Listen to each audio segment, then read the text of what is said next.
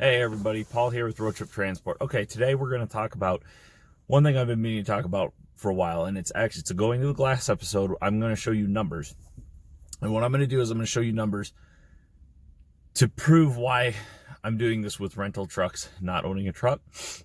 Word of caution, a lot of my numbers are theoretical when it comes to expenses and maintenance. It's always going to vary based on every person. I mean, every truck's different. Every truck's going to require different things at different times. That's just how it is. I recommend, general rule of thumb, putting a certain amount of money away a month, and we'll go through that, in a maintenance account. If at the end of a year you have a ton of money in that maintenance account, or 2 years, 3 years, then you use that to buy a trailer. Use that for whatever you need to, so you're not going into debt. And if it's really high and you have a lot of money, then next year maybe you can bump that maintenance budget down, or maybe you keep that maintenance budget in case you have those big breakdowns.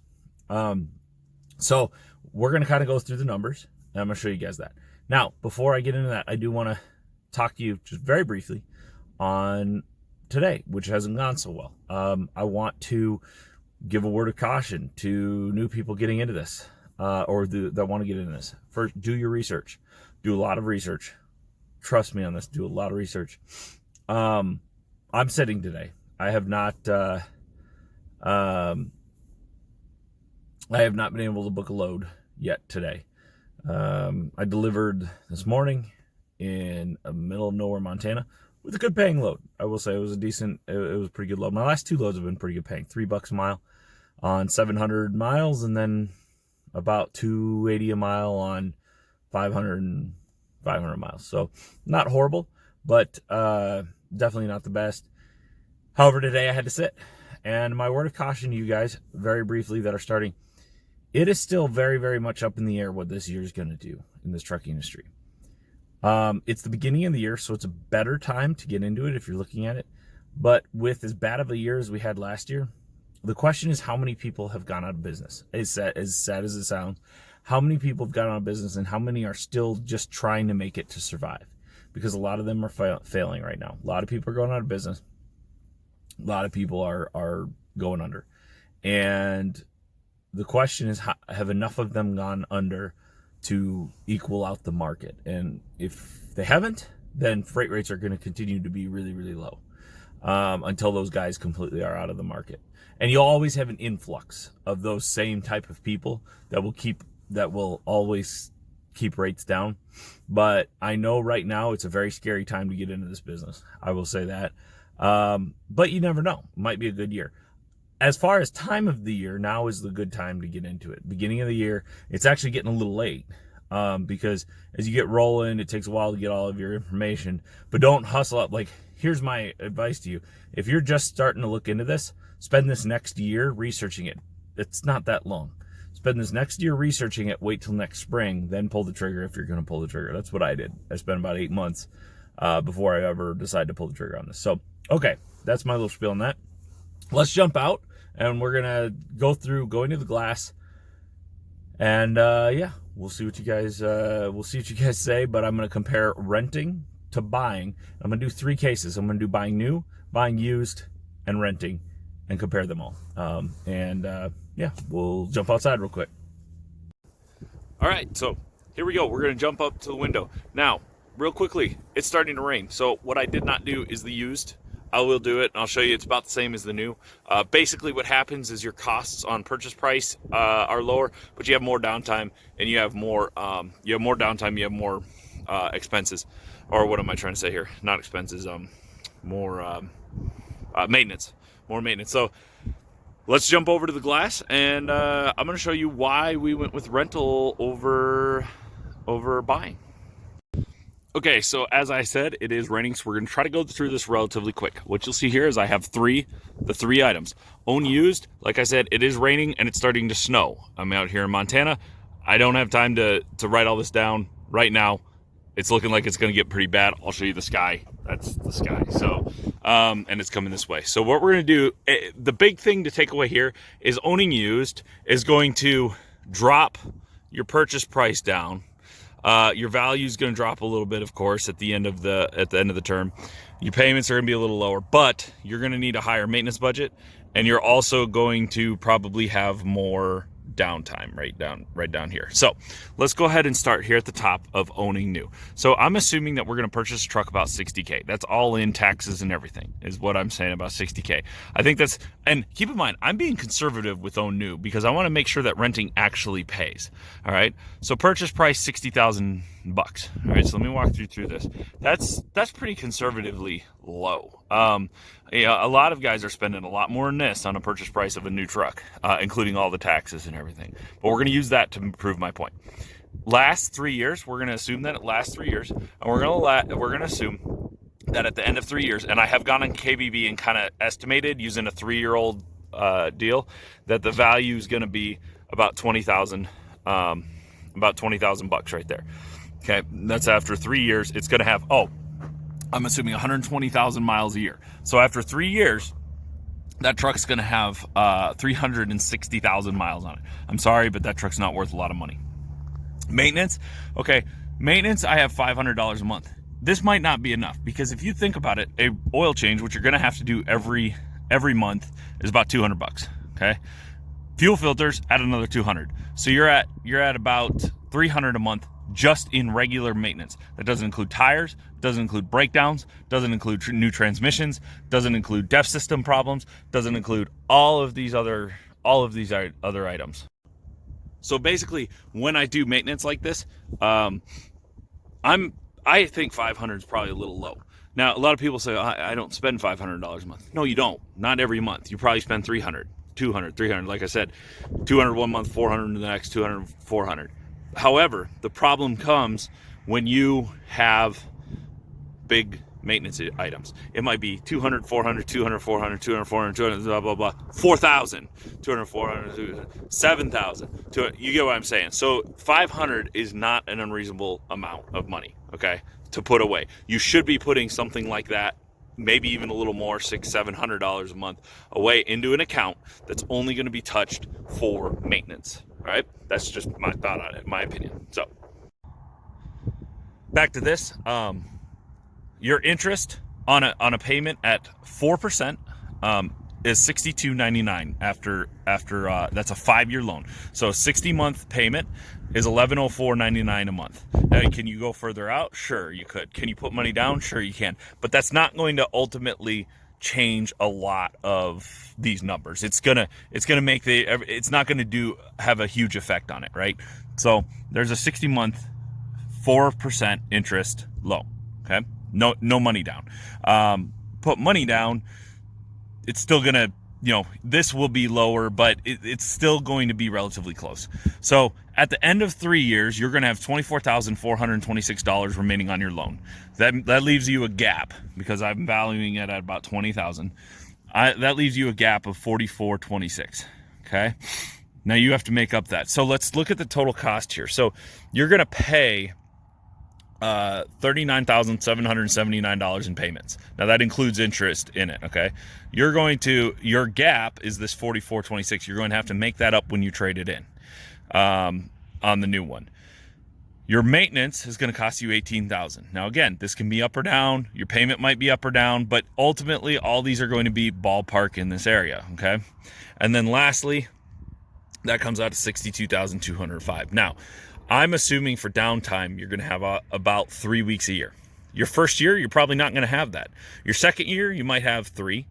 You might have 4. You might have 1 week your first year, 3-4 weeks your next year, maybe 6-7 weeks your third year, right? Because as it's more miles on it, it's going to be down more. So I'm averaging this out. I'm saying about 3 weeks a year.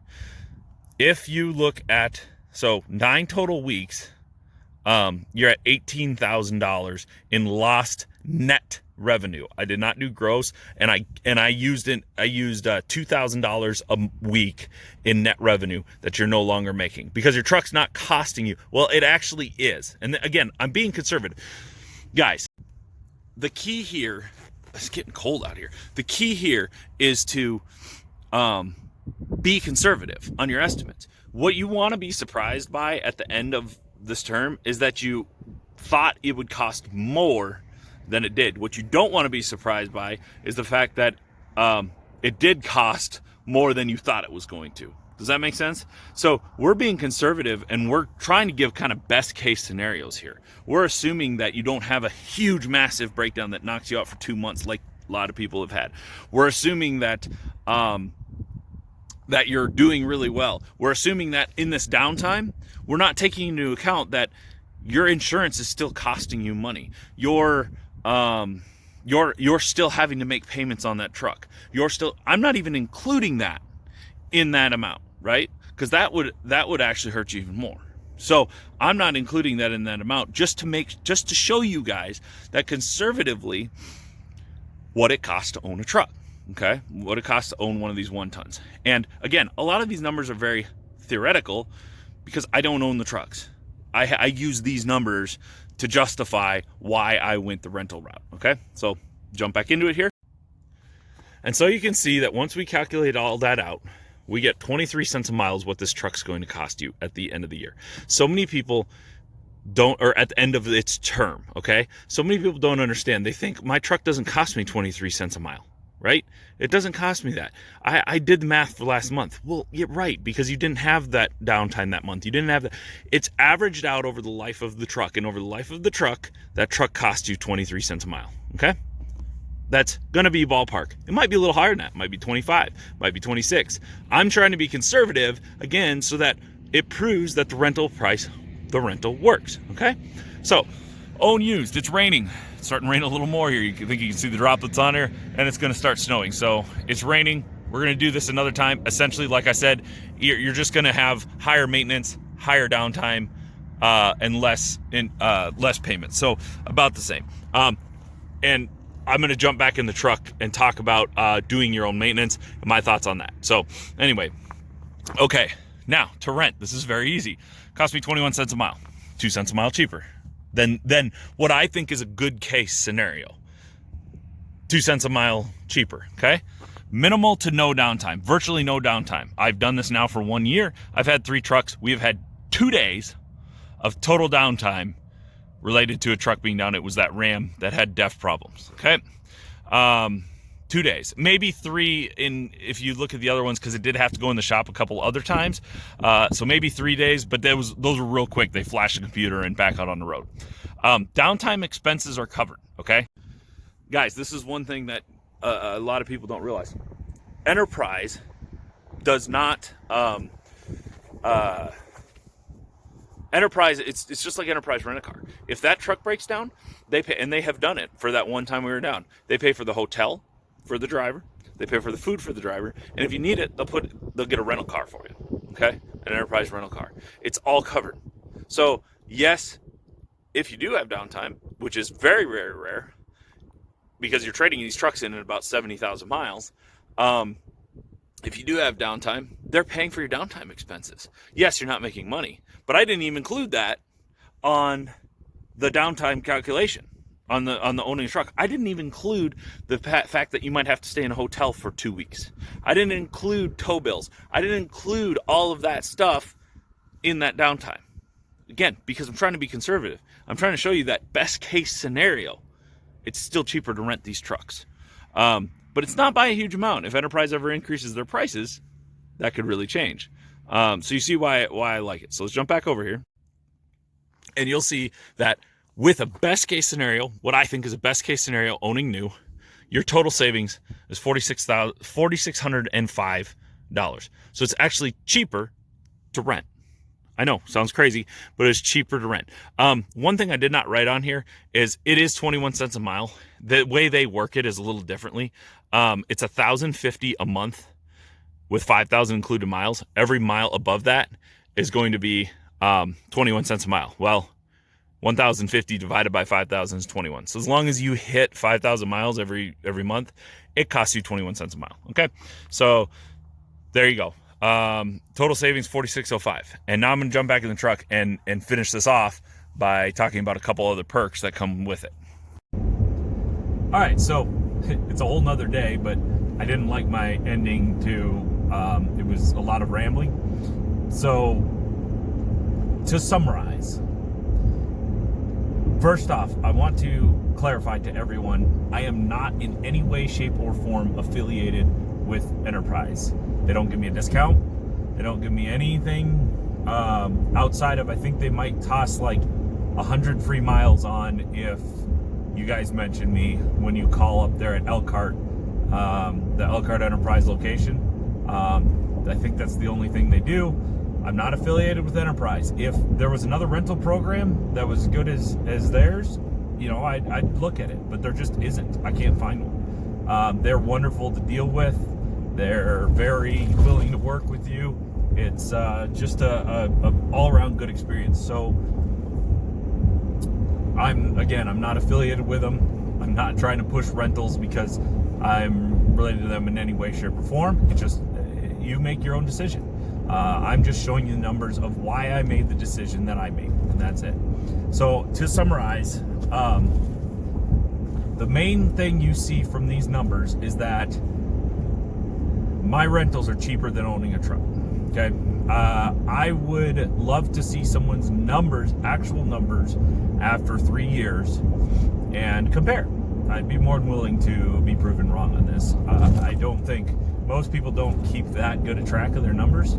So, just telling me that yours is cheaper doesn't mean anything to me. I'm a numbers guy. I need number backing to be able to prove it. So, again, not affiliated with Enterprise. Just really am liking their system.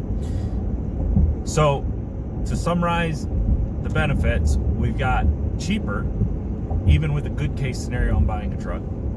I get a new truck every 60 to 80,000 miles. Okay, that means a lot of things. That means I have virtually no downtime. I can tell you in 1 year we've had 2 to 3 days of downtime related to the trucks. And even when I do have that downtime, there are no expenses on my part, even if it's my driver. Enterprise will cover their hotel room, will cover their food. If they need a rental car, if they need to go back and get a new truck, Enterprise covers all of that. So virtually no downtime. And when we do have it, which, like I said, in 1 year we've had 3 days total, and that was on one truck. That was on our Ram. We've had no downtime with our Fords, literally none. And even when we do, they take care of all the expenses. I get new technology. Now, I think this is something a lot of people miss out on. I get all of the new trucks, which means the new Fords. I'm going to get the new 10-speed transmission. Hopefully that will help on fuel mileage. As these things get newer and more efficient, hopefully they get more efficient. I know in the case of DefFluid that is not the case, but I'm always getting new technology. I'm always getting the newest thing on the market.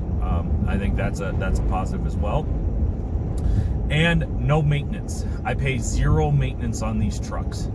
All maintenance is covered by Enterprise down to the windshield wiper blades. They're very strict on it, but I don't have any maintenance that I have to pay for. And by that I mean they're very strict on it needs to be done 8 to 10,000 miles, no exceptions. You better not go over 10,000 miles. They're going to be really upset with you. But they're very open on where to go, who you want to use. If you're in network, you don't have to pay for it. If it's out of network, you've got to pay for it, but then they reimburse you for those services. This is another one I didn't include, guys. All my rentals are 100% write-off. 100% write-off, the rentals. I don't own a thing with these trucks, so I get to write off 100% of it. I didn't even include that in the price. The last thing is you need to understand that over the life of a truck, it's going to cost you at least as much as these rentals cost. I hear a lot of people say all the time, "Hey, I don't agree with you. I can get a payment for $800 a month. My maintenance isn't whatever." Over the life of that truck, until you buy the new one, it is going to cost you that. You might have that one unicorn every now and then that just magically does not have all kinds of issues and stuff, but you need to understand that your truck is costing you $21 to $23, not including fuel and insurance and everything, because I still have to cover that. And that's the last thing I want to talk about is insurance. I pay $225 a month on insurance through Enterprise, and if there's damage and we have to pay for it, it doesn't go on my insurance. So it doesn't ding my insurance. I have a $1,000 deductible. I pay $225 a month, and it doesn't ding my insurance. That's only for the truck. That's not cargo and everything else. You still have to carry all of that. So, you know, I didn't even include all of that in the numbers. So you can see that this is why I made the decision to go this route. Like I said, I've heard a lot of people say, I can't afford $2,100 a month, or, you know, however many miles they drive, 21 cents. If they do 10,000, that's $2,100 a month. They say, I can't afford that. If you can't afford that, sorry, I just can't stop the video. If you can't afford that, guys, then you're going to go out of business, because ultimately your truck is going to cost you in that ballpark. It might not be right now. It might be when you go to trade it in. It might be when you go to sell it. It might be when you lose a transmission. It might be when you lose a head gasket. Whatever it is, it's going to cost you that much over the long run. So if you can't afford $2,100 a month, you should basically be putting $2,100 or more a month into some sort of account. Some of it going towards the payment for the truck, some of it going into a maintenance budget. If that's not happening, and you're not able to put $2,100 a month into some sort of account, and I say not, I'm sorry, I misspoke. After your payment, also be able to, you know, basically put away $2,100, including your payment a month, then you're gonna go out of business. I mean, that's just the straight of it, or you're at least not going to make any money. And you know, I don't want to, I know that there are exceptions to that rule, but they're very rare. So all I'm telling everybody is understand what your costs are, and understand that this is not an unreasonable system. In fact, my numbers are showing that it's cheaper. So if you guys have any questions, feel free to ask. I'll try to address them in my next video. Thank you all for watching, and we'll see you all next time.